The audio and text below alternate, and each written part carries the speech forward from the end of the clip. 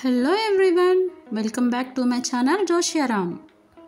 ఈరోజు నా favourite recipe మీకు చూపించబోతున్నానండి. ఐ గెస్ మీకు కూడా ఫేవరెట్ అనే అనుకుంటున్నా. ఆ రెసిపీ వచ్చేసి చేపల పులుసు. ఏ చేపతో అయినా సరే ఈ విధంగా చేపల పులుసు పెట్టారంటే పర్ఫెక్ట్ టేస్ట్ వస్తుందండి. మరెందుకంటే ఆలస్యం, ఒకసారి ఈ చేపల పులుసు ఎలా ప్రిపేర్ చేసుకోవాలో మేకింగ్ ప్రాసెస్ని చూసేయండి. ముందుగా ఇక్కడ నేను గడ్డి మోస్ చేపను తీసుకున్నానండి. ఈ చేప వచ్చేసి 1.5 kg ఉంటుంది.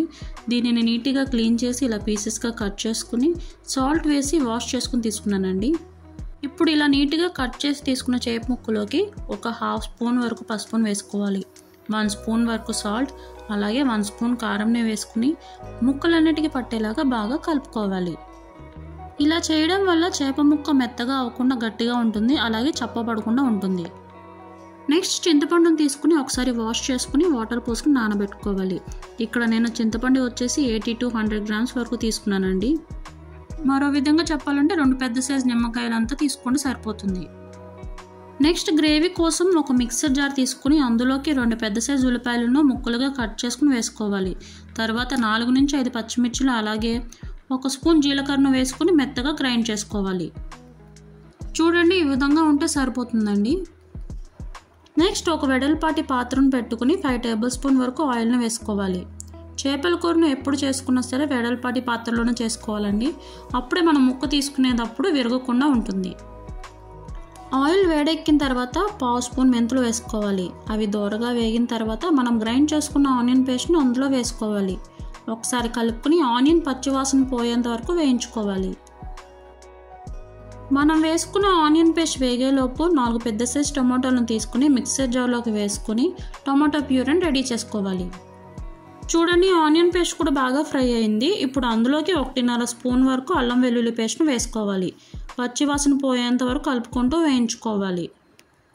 నెక్స్ట్ టొమాటో ప్యూరీని వేసుకుని ఒకసారి కలుపుకుని ఆయిల్ ఫ్లోట్ అయ్యేంత వరకు మధ్య మధ్యలో కలుపుకుంటూ వేయించుకోవాలి. చూడండి, ఆయిల్ అనేది ఫ్లోట్ అవుతుంది. ఇప్పుడు అందులోకి 1 స్పూన్ వరకు ధనియాల పొడిని వేసుకుని ఒకసారి మొత్తం అంతా కలుపుకోవాలి. నెక్స్ట్ 1/2 స్పూన్ పసుపు, 1.5 స్పూన్స్ కారం, రుచికి తగినంత ఉప్పును వేసుకుని ఒకసారి మొత్తాన్ని బాగా కలుపుకోవాలి. కారం, పసుపు, ఉప్పు అనేది చూసి వేసుకోండి, ఎందుకంటే ఆల్రెడీ మనం ఫిష్లో వేసాం కాబట్టి కొంచెం తగ్గించేసుకుంటే సరిపోతుంది. నెక్స్ట్ చింతపండు పులుసును వేసుకోవాలి. ఒకసారి మొత్తాన్ని కలుపుకుని పులుసుకు కావాల్సినన్ని వాటర్ను వేసుకోవాలి.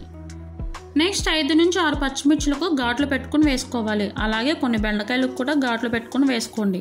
చేపల పులుసులో బెండకాయ వేసుకుంటే టేస్ట్ చాలా బాగుంటుందండి. నేను ఎప్పుడు చేపల పులుసు చేసినా సరే బెండకాయ అనేది కంపల్సరీ వేస్తాను. ఒకసారి కలుపుకుని మూత పెట్టుకుని ఒక 15 నిమిషాల వరకు పులుసును మరగనివ్వాలి. చూడండి, పులుసు బాగా మరుగుతుందండి. ఇప్పుడు అందులోకి చేప ముక్కలను వేసుకోవాలి. అందరికీ తెలిసిన విషయమే కదండి, ఒకసారి మనం చేప ముక్కలు వేసిన తర్వాత గరిటె అనేది యూజ్ చేయం కదండి. సో ఇలా ఒక క్లాత్ పట్టుకుని ఇలా కలియబెట్టుకుందాం. నెక్స్ట్ మూత పెట్టుకుని చేప ముక్కలు ఉడికేంత వరకు ఉడికించుకోవాలి. చూడండి, చేపల పులుసు ఆల్మోస్ట్ అయిపోయిందండి.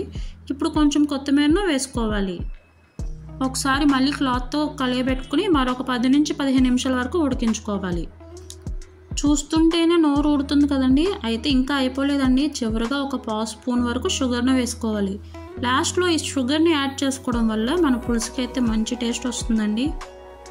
సో మా మమ్మీ ఎప్పుడు చేపల పులుసు చేసినా సరే లాస్ట్లో ఇలా షుగర్ అనేది యాడ్ చేస్తారండి. టేస్ట్ మాత్రం సూపర్ ఉంటుంది. ఒకసారి మీరు కూడా ఇది ట్రై చేయండి. మరొక 10 నిమిషాలు ఉడికించుకుని స్టవ్ ఆఫ్ చేసుకోవాలి. చూడండి, పులుసు అనేది థిక్గా పర్ఫెక్ట్ కన్సిస్టెన్సీలో ఉందండి. పీస్ కూడా పర్ఫెక్ట్గా ఉడికింది. అంతే అండి, ఎంతో సింపుల్గా అండ్ టేస్టీగా చేసుకునే చేపల పులుసు రెడీ. ఈ రెసిపీని మీరు తప్పకుండా ట్రై చేయండి. ట్రై చేశాక ఎలా వచ్చిందో కామెంట్ బాక్స్లో కామెంట్ చేయడం మాత్రం మర్చిపోకండి. మరొక టేస్టీ రెసిపీతో మళ్ళీ కలుద్దాం. అంతవరకు సెలవు.